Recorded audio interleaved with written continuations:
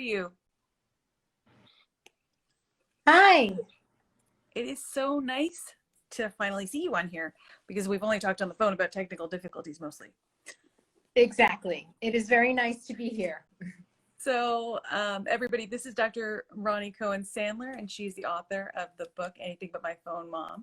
She's also the author of another book, I'm Not Mad, I Just Hate You, from probably when we were younger, all of us moms. But I have so many questions for you. I really enjoyed reading your book. I thought it was really, I loved its focus on like the interior world of both the mom and our daughters, you know, and not so much like these external things we can do, but rather this internal building up for both sides, you know, of like how we're going to navigate not only our relationship digitally, but in real life also. Like I thought it melded both of that, which is the same, Thank you. different, you know. Like I approached the book the way I think a lot of, you know, moms of a few years approach books like this, where you think you're gonna hear all the things you already know, but I found a lot of the things to be very surprising, and I especially appreciated all the evidence-based research that you threw in, and the, you know, the actual real life stories that people have, and from the perspectives of both moms and daughters, not just one or the other. So Well, I appreciate you reading it so carefully, and it makes me very happy that you got that from the book. no, I thought it was very well done. So one of the questions that I had for you, one of the first questions was just, what led you to specialize in teens in general, and moms and daughters in particular? Well, I think I always had an interest in mothers and daughters, and it was one of the things that made me want to study psychology. But then there was this serendipity element also. It wasn't like it was all so planned, because after I got my degree, my husband and I moved to Connecticut. We did our training in Washington, D.C., and we moved to this kind of smallish town in Connecticut. And at the time, I wasn't even 30 years old. And so when we moved into this town, I was not only the only woman who was a psychologist, but also I was very young. And so I started getting a lot of adolescent clients, particularly adolescent girls. And then, you know, one thing led to another. I got sort of known for seeing teenagers, and I realized how much I absolutely loved seeing teenagers. And I think for me, it was because I was such an unhappy teenager. I was a very unhappy teenage girl. And I thought a lot about how I wanted to be parented.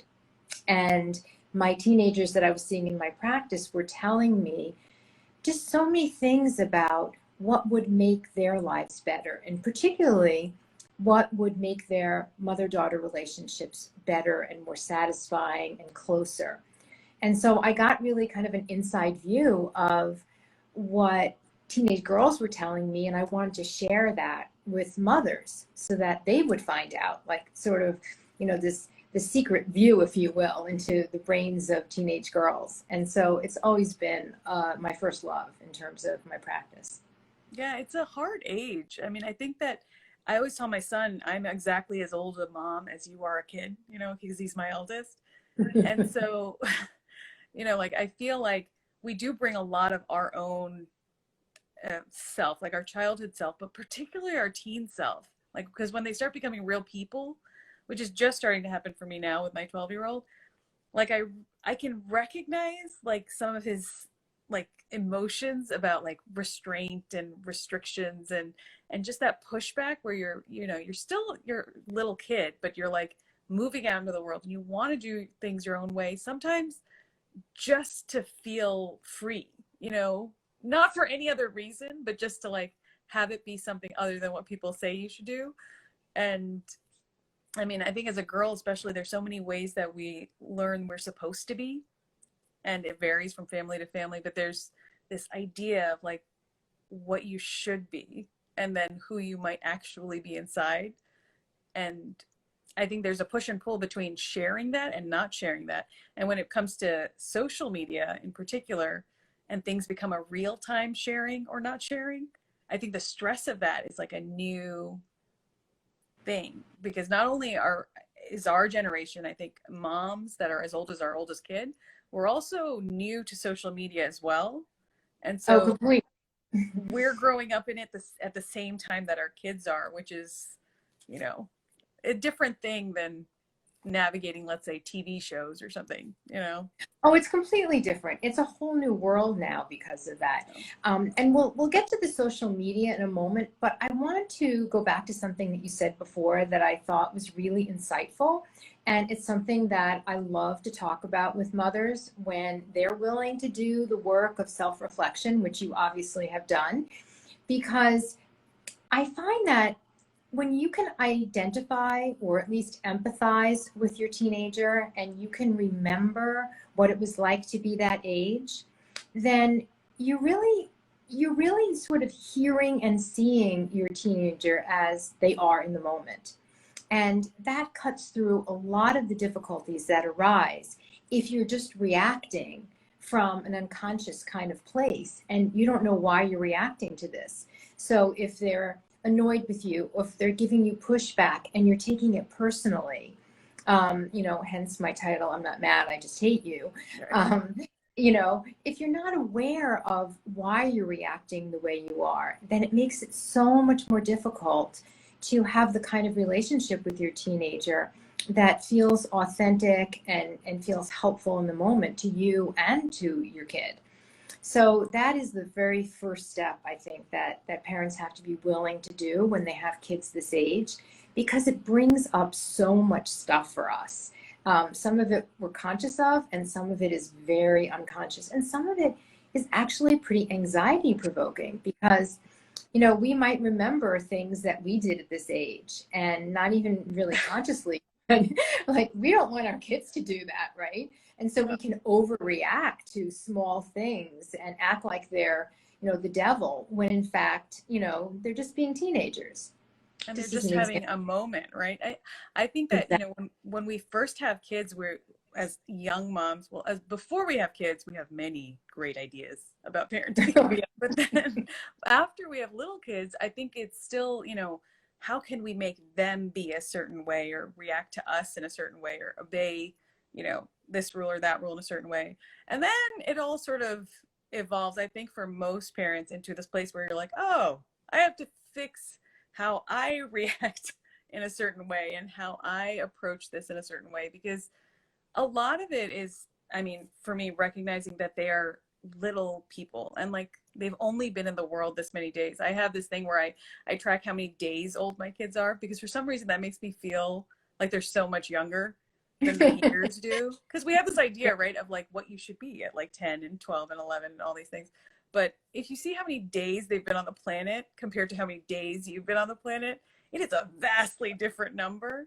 And I still have my meltdowns and I still have my, inappropriate reactions to things where, your sympathetic nervous system takes over and you are just flying by the seat of your pants and things are coming out of your mouth and you're just doing the thing, like I see a That's certain pair of just, the 10th pair of socks like randomly on the floor. I mean, anybody who follows me will know socks is my thing. And oh, is that right? it's so ridiculous, but everybody has those things. And so for us to Yeah. assume that these young people have such highly functioning regulation that they can just, respond to all of your requests and all of their trials and tribulations with like perfect calm is unreasonable, right? So I love that Totally. part of your book, that you talked so much about, like going gently towards like the interior landscape of your kids, that they have That's one right. and it's something to be respected and it's growing and that it can change too, right? That it doesn't have to be static. And so I really appreciated that whole section of the book. I'm so glad. Expectations, I think, are a big factor in parent-teen relationships. As you say, even before we may be pregnant or planning to adopt or whatever, we have these ideas of what our teenagers should look like and should act like and how they should relate to us. And then when we actually have a baby, we think, oh, well, okay, we have a little bit of control over things. And of course, as they get older, and their personalities develop and they live in the world for a while and they're being shaped by all these factors, we have less and less control, particularly when they get into the teen years. Mm-hmm. But I think if we hold on to those rigid ideas, it really gets us into trouble, and it's very damaging for them too. For example, just today I was talking with parents, and they have a teenage son, and they really want him to be a wonderful student. And that's not where his talents lie. He's got a lot of other talents, but he's just not someone who's good at book learning. Mm-hmm. And they can't really see all the richness that he's got to offer. They're just seeing that the disappointment. And what happens if you do something like that is that kids end up feeling like, I'm just never good enough. I'm never going to be able to please my parents. And so I might as well stop trying. They feel totally inadequate, and they really don't have that sense of what we call like the sparkle in the parent's eye. Yeah. You know, when you look at something your child has done, or when you look at them and you just glow, you know, and they see your admiration reflected in your eyes. And that is such a wonderful feeling for kids. And they all deserve to have parents who can find that in them. Yeah, I think, you know, I have a son and two daughters, and they are all very different individuals. I think that Sure. has taught me more than anything else. It's just seeing like how different they are in spite of having two imperfect, you know, parents who are who they are at this point. But like watching them each develop in their own way and have their own strengths has been more informative to me about how I'm harsh with myself than anything. Not only as a parent, but as a person, you know, like, because when you have this idea of who you're supposed to be, I think you can be very exacting with both your children and yourself. And I think that seeing individual personalities develop and unfold in whichever wonderful way they're unfolding, that has been really informative to me. Like that, there was a comment in your book that I think one of the, I can't remember if it was a teen that made it or a mother, but they said, you know, or it must have been a mother, that each of her children requires a different mom. Like they each Yes. seem to need a different mom. And I think that has definitely been true. Like I had this idea that there was a right way of parenting. You know, everybody has it right at the beginning, and then it sort of slowly devolves into this. There's a Realistic, more yeah, realistic version. exactly. There's a right way of like trying to be your best self, I think, as you move forward. Sure. But it is very unique per kid what they require. Like not only in like physical contact and stuff, but in that verbal communication. Like some will respond so much more, you know, sadly to like correction and things like that. Others will respond with anger. You know, they go to a place of anger first. There's this Right. push and pull with who you are and who each of them individually is. So that has been very educational. You know what I think is interesting about that too? That not only do our kids need different things from us as mothers, but also they elicit different things from us. Like we're different people with each of our kids. They cause us to be different with them.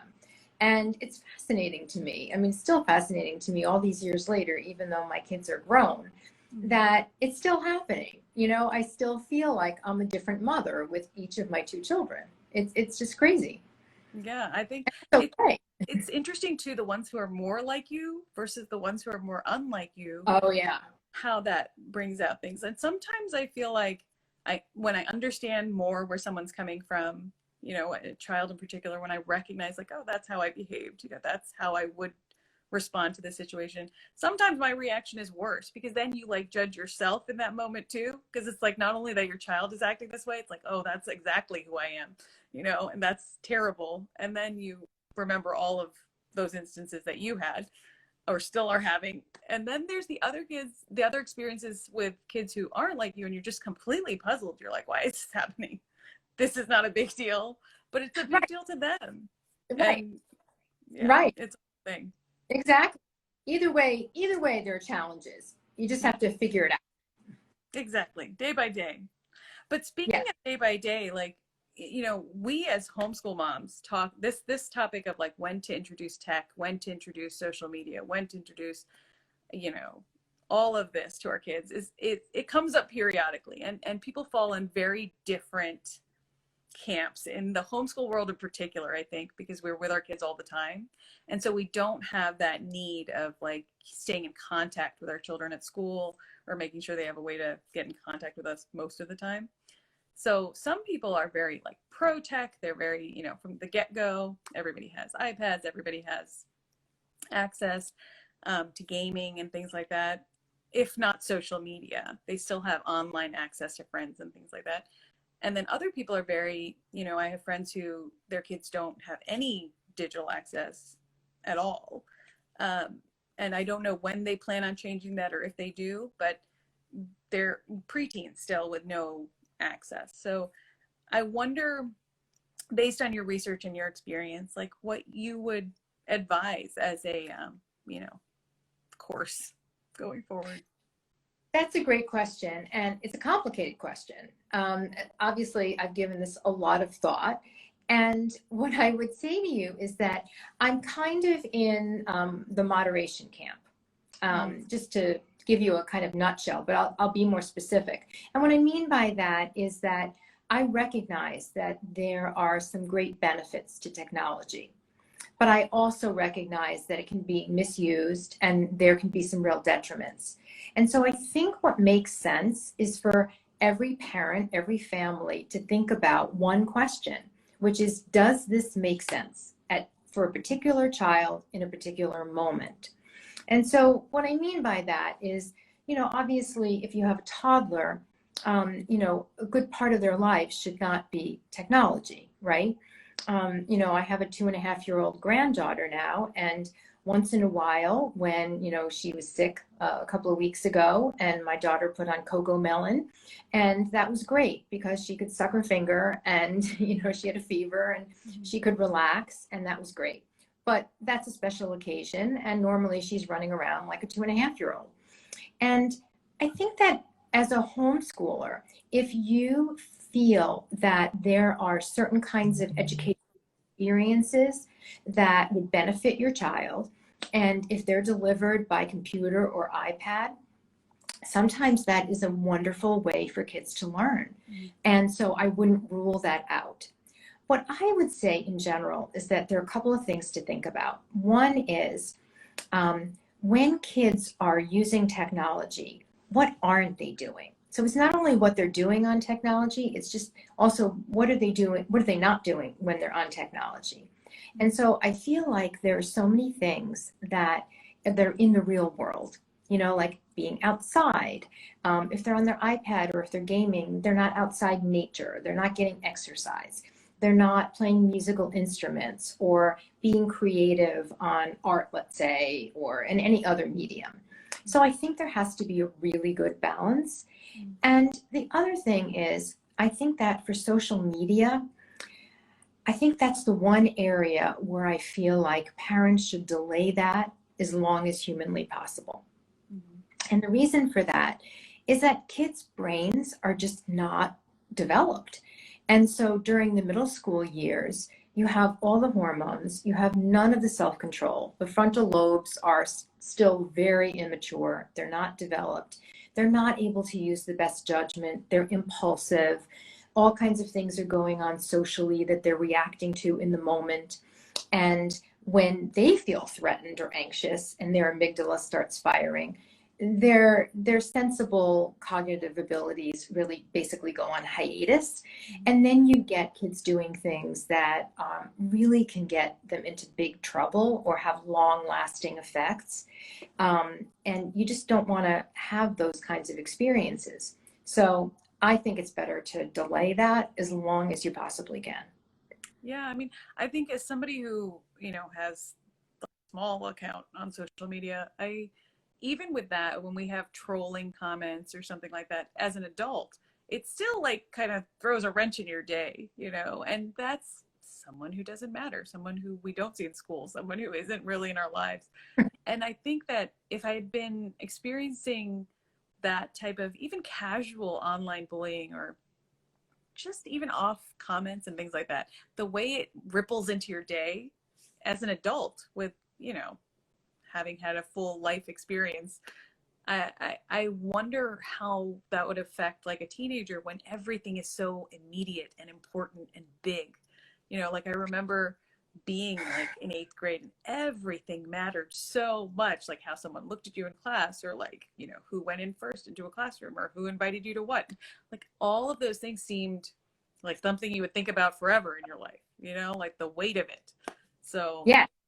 like, And with social media, all of that is magnified 10,000 times because everything is permanent. So, you know, if you had an embarrassing moment in the cafeteria or in gym, which we all did, I think, or at least I did, many embarrassing moments, at least they were gone. You know, they only lasted as long as people remembered them, which was not long because someone else was doing something dumb, you know, the next minute. But now it's recorded by videographers, you know, that is teenagers with their phones.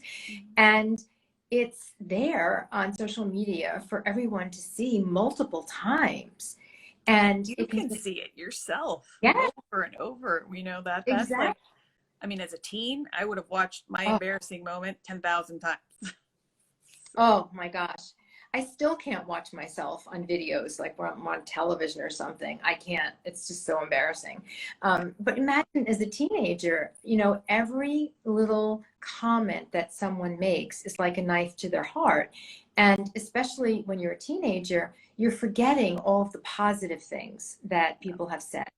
It's the one negative comment or the one snarky comment or the one embarrassing thing that just takes up so much airtime in your head. Mm-hmm. And then there's the safety concerns too, Yeah, with, that's right. you know, you're open to the world in a lot of forums. I mean, Facebook and Instagram, it's very hard, I think, to guard yourself against people you don't know, no matter how protected the accounts are. I feel like we have like the Disney Circle thing. Hmm. I mean, it works half the time. It doesn't work half the time in terms of just even like just videos and things that pop up, you know. Yeah.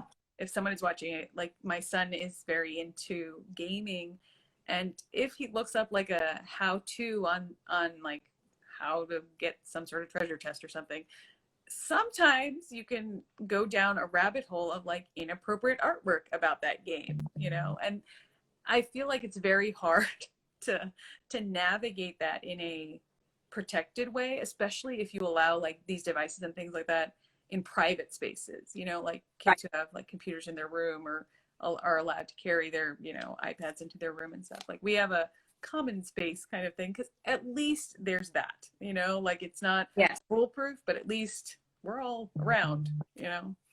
So Right. You do what you can. yeah, it's, I think social media though, for all of us, no matter what our age, I think there's like a point at which it becomes excessively part of your day, you know? And The for all black of you, hole. yeah, if you haven't looked at how much time you're spending on your iPhone, that's shocking and humiliating. The little like bar graph about how long you spent on your phone the other day. So I try to justify it with Audible. I'm like, most of that wasn't Ah. audio, but um, so another question I had is for us, like in homeschooling in particular, where we have the ability to kind of say, okay, you're not going to do this until you're 15, 16, whatever. It's not as big of an issue, but when kids go to school and everybody else has a cell phone, you know, at 12 or 13, and you're the only one whose parents are being like stick in the muds about it. How do you navigate that? How do you advise that parents would, you know, let their kids know that it's not about like a lack of trust or anything. It is really about like concern for them and their own development. Well, the fact is that if you have a preteen or a teen, they're not going to care what your reasons are. So even if you have the most, you know, loving and well-researched and cogent arguments, and you may, they're not really going to appreciate that until maybe their parents themselves. So I think you have to steel yourself to the fact that your child's not going to be happy with you. Mm-hmm. But I think that that's probably a good attitude to have anyway when you have a teenager, because you have to be the voice of reason. You have to provide the guardrails, because if you don't do it, no one else will. So I don't think that your goal when you have a teenager should be popularity. Okay. So you have to kind of steel yourself and kind of, but then also I think that what you have to do is to be very honest about it with your kids. And you can say to them, I understand that you really want to have a smartphone. I get it. I get that you want to be like everyone else. And I wish that I felt like that was the right thing, that I could give you what you want. I think it's important to empathize with that, not to say, well, it's no big deal, or, minimize the frustration that they feel and the pain. Okay. And I think you have to find other ways around that. And so I think the first thing is real life experiences, that maybe you find a way for them to communicate with friends, so that they can stay connected, because you don't want them to be pariahs either. You want them to have social connections. And also, I think you're setting a good tone, because later on, when they're in the mid-teens especially, and they start going out in the evening or to parties or driving and things like that, that's when I find that parents find that it's most difficult to convey their own values to kids, because kids always want their parents to be like the least restrictive, the coolest parents on the block. And so if you have started early saying, every family has to choose what they want to do, but in our family, this is how we're going to do things. If they've been brought up hearing those words, then they're not going to be shocked if you say, you know what, I'm not comfortable with that situation. And I know that you're disappointed, but I have to say no, because I think it's a matter of health or safety, and that's my job. Right. Yeah. I mean, it's easy to say these things, I think, when the kids are small, and I'm just starting Yes. to enter into a world where, there's more pushback about our stances as a family. And I think that it does help to use that language, like, in our family, like we, instead of this like sort of you and, us Right. versus you kind of thing. It's like all of us together are Well, going to go forward this way. I'm glad you mentioned that, because that's another thing. If you are walking the walk, it's going to be a whole lot easier, Yeah. because they're going to be resentful if they see you on your phone all the time, right? If you're telling them how bad it is and then you're on your phone, that's not going to fly very well. So if you institute those times for the whole family, where you're not on any of your devices, where you're unplugged completely, and you preserve those times, those sacred times, whether it's dinner hour, when you're on vacation, when you have friends over, whatever, then they're going to see you living that out, and it's really going to be part of their experience of life. Yeah.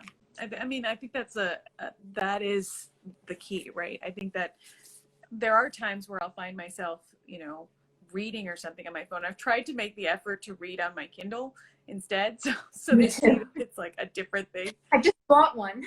Yeah, it's not my thing. I like real books better, but the phone is so convenient that it's one of those things. But I try to be more aware of that now, that what we do matters. It's not like having just 5-year-olds where you're like doing your thing and running after 5-year-olds most of the time.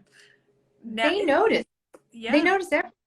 they notice. My kids notice. I mean, they make fun of me because I lose my phone all the time because I forget where I've laid it. But I kind of like that now, because it sort of implies that I'm not on my phone as much as I am. So I will go with that, because, I would like to be more cognizant of my use as well, not only for my own sake, but for theirs. But so some of the other things I wanted to talk about is, when we talk about building this trust relationship with our kids and stuff, like when there is a breach, when there is something that goes on, whether tech related or not, in terms of rebuilding that relationship and rebuilding that trust, I think in my generation, most of my friends, it was sort of everything got shut down. Like everything, if we had done something wrong as teens and stuff, like all of our privileges got shut down, and that wasn't just my parents, it was just everybody. um And how would you say that there's the best way of, navigating that? Like, because teens will stretch and test boundaries and sometimes step over that line, whatever family line you've set. Yeah. So Yeah, well, I think also they make actual mistakes. yeah. And so very important to set this up right from the beginning, particularly with technology, but also with everything else, that you're there to guide them, and you will be making decisions about their privileges based on the skills that they show and the trust that you place in them. In other words, they have to demonstrate by their behavior that they're ready to have responsibilities and privileges. And so if they do something that is upsetting to you, or that you think is not using good judgment, or they violate rules and things like that, then they have to kind of step back until you can have trust in them again. And so I think it's very important when you're giving kids technology to kind of talk about the expectations that you have, and to set it up right from the beginning that you're going to be supervising them.